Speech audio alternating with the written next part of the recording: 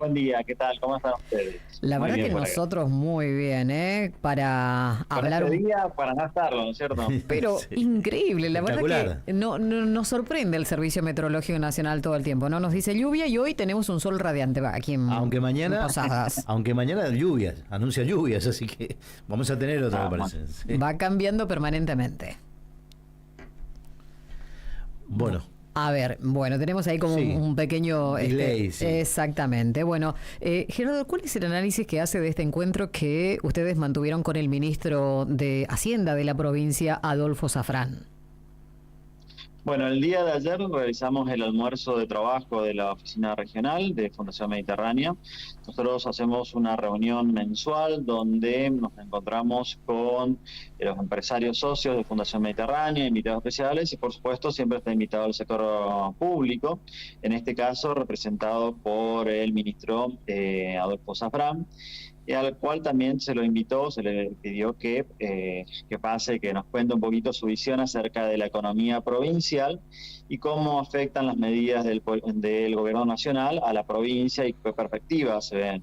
Entonces, en este contexto tuvimos la oportunidad de no solamente de difundir algunas de las investigaciones que hacemos, algunas de las cosas que relevamos desde IERAL, sino también poder dialogar con el sector público y el sector privado y entre todos justamente debatir sobre esta coyuntura económica y las perspectivas a mediano y largo plazo. Y en esa oportunidad, qué manifestó Safrán respecto al tema de, digamos, la economía de la provincia de Misiones?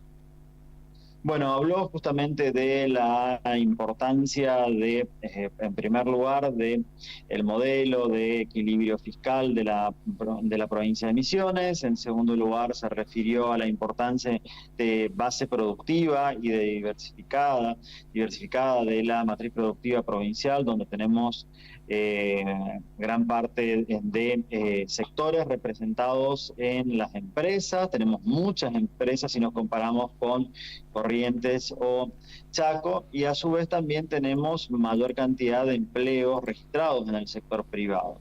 Fortalezas que sin ningún lugar a dudas son importantes en este momento, sobre todo teniendo en cuenta de que a partir de ahora, desde diciembre, el nuevo modelo económico a nivel nacional implica pensar que el sector privado va a ser el motor de la economía, con lo cual esto toma una relevancia aún mayor todavía. Y en este sentido, a su vez, también se refirió a las exportaciones y la matriz de exportación, o sea, qué productos y a qué países exportamos, en lo cual también podemos ver una mayor diversificación tanto de productos como de destinos que tienen otras provincias del NEA. Con lo cual no significa que sea sencillo el trabajo o la coyuntura que tengamos acá adelante, pero sin duda nos da una plataforma en la cual podemos aprovechar para pensar en justamente impulsar nuevamente la economía o seguir impulsando la economía de la provincia. Claro, esto significa que la situación de la economía misionera es, digamos, proyectable, es, digamos, conveniente para esto lo que usted indicaba, ¿no? Con este cambio de época en la economía. Sin duda hay muchos desafíos que hay que enfrentar. Desde el sector público, bueno, hizo mucho hincapié en las deudas de nación con la provincia de Misiones, desde el área de ANSES, regalías con Yacyretá, cajas provinciales, fondos para el Ministerio de Salud o del área de salud, etcétera, etcétera, etcétera, y obviamente también la deuda con respecto a las obras públicas que ya fueron ejecutadas y todavía no han sido pagadas o que han sido congeladas y todavía tienen que continuarse estas obras públicas ya aprobadas en principio, pero que con esta idea de combatir fuertemente el déficit fiscal a nivel nacional, fueron paralizadas. Entonces, hizo mucho hincapié en esto.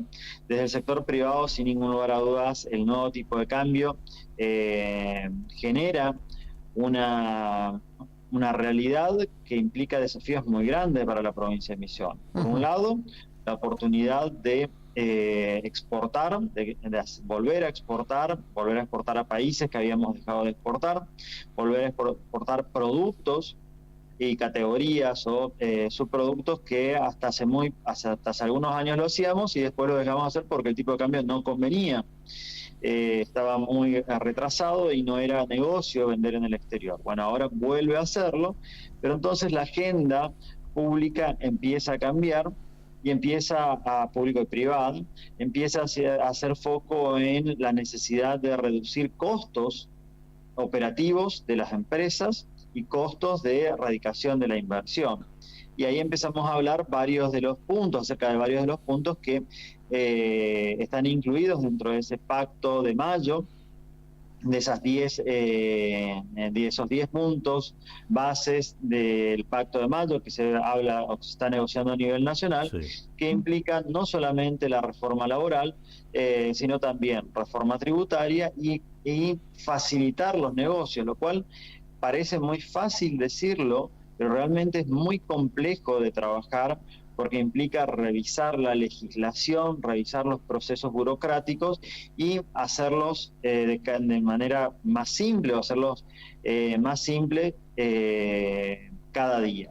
Uh-huh. Algo que todos estamos de acuerdo, todos sabemos que hay que hacerlo, solo que hasta el momento el tipo de cambio, las urgencias de política macroeconómica nacional, en los últimos años hicieron de que no lo veamos a esto o no le prestemos mayor importancia porque estamos mucho más preocupados por otras cuestiones. Hay otras prioridades. Ahora, con cierta estabilidad macroeconómica, estos temas micro vuelven a estar en el centro de la escena y van a ser los protagonistas de los próximos años sin ningún lugar a duda. Uh-huh. Bueno, la información dice que van a llegar fondos a la provincia, se habló acerca de la reactivación de la obra pública. ¿Y cuáles van a ser estas obras que se van a priorizar en Misiones si es que, bueno, se tiene ya algún listado de obras? Todavía no hay listado de obras, uh-huh, por lo menos no oficial. Se comentó acerca de algunos pedidos de la provincia, se comentó acerca de algunas prioridades que tendría Nación, intereses conjuntos entre Nación y provincia, pero todavía no hay listado de obras, por lo tanto no me gustaría hacer un detalle uh-huh, que después pueda llegar a tener modificaciones. Así que, pero sí, lo más importante es que dentro de esta exposición también del ministro Zafrán y en el espacio de preguntas y de diálogo que se generó al final del almuerzo, siempre tenemos un espacio de presentaciones en todas nuestras reuniones de trabajo y luego hay un espacio de diálogo, de espacio para preguntar, para responder, para hacer sugerencias y demás, donde el ministro Zafrán justamente mencionó que a partir de la reunión con el ministro del Interior realizada la semana pasada, o la visita del ministro del Interior a la provincia de Misiones, que tuvo justamente reuniones con el ingeniero Rovira, pero también con el gobernador Hugo Pasalacqua, a raíz de estas negociaciones y de estos contactos, se generó justamente el compromiso de Nación de volver a reactivar la obra pública en las provincias en general, pero en particular en la provincia de Misiones, uh-huh, sobre todo a partir del segundo semestre, o sea, a partir de mitad de año, que estamos justamente a muy pocos días de comenzar la segunda mitad del año. Bueno, justamente a partir de ahí comenzará seguramente a apuntalarse esto, sobre todo teniendo en cuenta de que a nivel nacional ya están consolidando este equilibrio fiscal que era lo más buscado y que estos objetivos de política monetaria, de estabilización del tipo de cambio y a su vez de disminución de la inflación están empezando a tener resultados. Bueno, a partir de ahí justamente volverá la obra pública nacional que se ejecuta en la provincia y la transferencia de recursos a la provincia para la ejecución de obra pública provincial. Uh-huh. Y es una muy buena noticia, ¿no? ¿Cómo definiría la situación económica de Misiones? Es heterogénea, diría que es heterogénea. ¿Por qué? Porque les mencioné las oportunidades de las exportaciones formales, uh-huh, que ven una posibilidad muy interesante y seguramente veremos un crecimiento de las exportaciones este año, prácticamente en todos los rubros, seguramente lo vamos a ver, pero al mismo tiempo tenemos el impacto de esa caída muy drástica que tuvo el dólar blue, que para nosotros, tal vez a nivel nacional es una anécdota, para nosotros es muy importante porque eso es lo que explicaba el comercio fronterizo. Sí. Entonces ahí es donde vamos a ver que en las localidades fronterizas, por ejemplo Posadas, por ejemplo Iguazú, por ejemplo Bernardo de Irigoyen, pero muchas otras también, hubo una caída muy fuerte, o más fuerte incluso que a nivel nacional, en la venta de prácticamente todos los productos de consumo masivo que explicaban justamente ese comercio fronterizo. Hablo de consumo de supermercados, consumo en tiendas de ropa, calzado, vinotecas, etcétera, etcétera, y obviamente naftas y combustibles en general. Bueno, esto es la contracara de esa realidad que impulsa las exportaciones formales, pero desincentiva estas exportaciones informales que son explicadas por ese comercio fronterizo. Como siempre, en una economía, en un nuevo contexto, hay sectores ganadores y perdedores, sectores que pueden aprovechar mejor un nuevo contexto y otros que obviamente van a encontrarse con dificultades o desafíos. Y ahí es donde los comercios se encuentran con el desafío o las localidades fronterizas se encuentran con el desafío de repensarse, reinventarse, no ¿no? solamente Claro. vender en base a precios, sino también a calidad y diversidad de productos. Gerardo, respecto al tema de la proyección el plan económico de Milei, ¿qué piensa usted respecto a este tema? ¿No? Teniendo en cuenta que hasta el momento el déficit fiscal está controlado, se hicieron cosas positivas, vamos por buen camino, pero ¿cuándo la gente va a sentir algo de esta mejora, digamos? Porque hoy por hoy este ajuste lo está sintiendo el de clase baja, clase media, que están bastante vapuleados, ¿no? Con el tema de tarifas, con el tema de el aumento salarial. Bueno, tenemos dos momentos por lo menos, y esto Sí. justamente la última parte de mi charla, de mi exposición de ayer apuntó a esta cuestión. Tenemos dos momentos. Sí. ¿Cuándo comenzará a haber alguna recuperación? Hacías la pregunta recién. Bueno, alguna recuperación vamos a comenzar a ver justamente a partir de este mes de abril, fines de abril, mayo, junio, sin ninguna lugar a dudas, habrá alguna recuperación. Por dos efectos que aliviarán un poco, parcialmente, la situación de la mayor parte de los consumidores, asalariados y familias, que tienen que ver con la fuerte disminución de la inflación. Se habla de que seguramente la inflación de abril estará en torno a un dígito, ya no estaríamos hablando de valores de más del 10%, sino de 9, 8% seguramente para valores de abril, lo cual calma un poco las expectativas inflacionarias. De hecho, hay algunos rubros donde vemos que hay disminución de precios, como pueden llegar a ser el caso de la carne, Sí. y algunos lácteos y demás. Hay varios productos en los cuales hay disminuciones de precios, con lo cual alivia parcialmente la situación de estos consumidores, de las familias en general, pero a su vez también comienzan a llegar algunas actualizaciones salariales, que todavía no le ganan a la inflación de todos estos meses, pero de alguna forma generan algún alivio parcial, que es lo que preguntabas. Si la pregunta apunta a cuándo llegaremos a revertir la caída de el consumo registrada en todos estos meses o incluso en el último año y medio, porque más allá que se profundizó a partir de diciembre, esta caída ya viene hace un año y medio aproximadamente. Sí. Ahí vamos a tener que pensar acerca de el modelo económico o la economía total del país, cuándo comenzará a no solamente a rebotar, o sea, no solamente haber encontrado un piso y rebotar después de esa caída tan grande que hemos tenido estos meses, sino cuándo comenzará a crecer en forma sostenible en el tiempo. Y ahí la pregunta pasa necesariamente por esto que comencé diciendo, esta agenda de reformas estructurales que van a comenzar a ser tapa y seguramente tema tratado todos los días. ¿Cuál es el costo de la inversión? ¿Cuál es el costo de emplear un nuevo trabajador?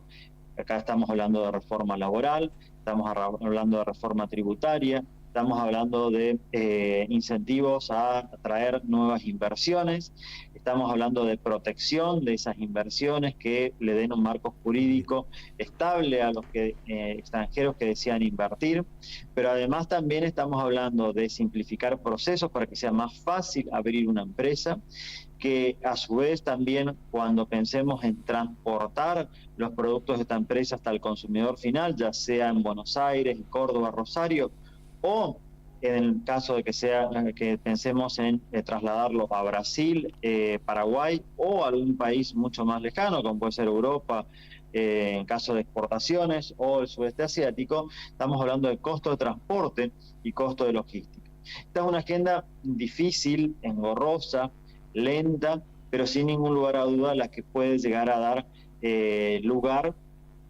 a ese crecimiento sostenible en el tiempo, que nos saque justamente de la caída y del estancamiento que tenemos desde el año aproximadamente de 2011.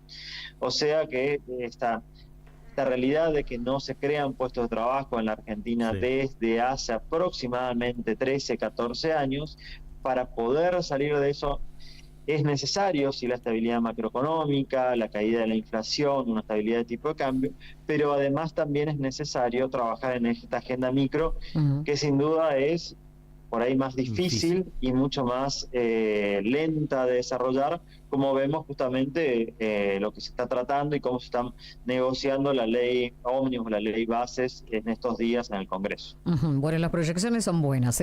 Hablemos de los créditos hipotecarios, ¿no? Que salieron en estos últimos días. ¿Son convenientes realmente los que aparecieron en los últimos días en el mercado? Son más convenientes de los que teníamos hace algunos meses.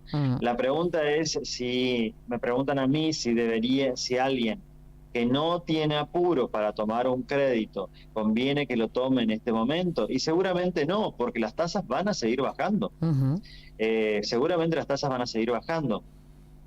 Y eso va a hacer que los bancos busquen cada vez de forma más agresiva o cada vez más activa, colocar esos créditos, con lo cual no solamente desde el gobierno nacional, por reducción de la inflación y reducción de las tasas de referencia, habrá una baja de las tasas aplicables de los distintos créditos, sino además también habrá mayor competencia de los bancos por colocar esos créditos y hacer trabajar ese dinero. Recordemos que los bancos, el negocio de los bancos no es quedarse con el dinero, sino prestarlo y trabajarlo de esa manera.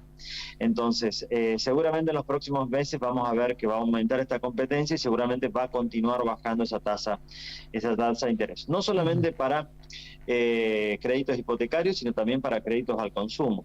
Ya están apareciendo créditos interesantes para compra de automóviles, motos y demás. Bueno, esto seguramente lo seguiremos viendo en los próximos meses. Bueno, y la última que tengo por acá, acerca de el tema de la tasa de interés de los bancos, ¿no? ¿Usted cree que a partir de ahora la gente se va a volcar a comprar dólares? No. Mientras haya estabilidad, y eso es en lo que se ha enfocado el gobierno nacional, mientras haya estabilidad en la macroeconomía, en la política cambiaria y en la inflación, difícilmente, o sea, que la inflación siga teniendo esta pendiente negativa o esta tendencia decreciente, la gente no va a buscar dólares, porque lo que va a tratar de hacer justamente es aprovechar estas oportunidades de consumo que van apareciendo. Difícilmente suceda lo contrario, a menos, por supuesto, que haya una nueva novedad o que haya alguna situación que amerite rever esa estabilidad macroeconómica que se está comenzando a lograr a partir de estas políticas de equilibrio fiscal del gobierno nacional. Perfecto. Gerardo, le agradecemos mucho su tiempo. Muchas gracias. Por favor, gracias a ustedes, hasta la próxima y saludos a todo el equipo. Gracias, que tenga buen día. Bueno, Gerardo Alonso Schwartz es economista y es jefe de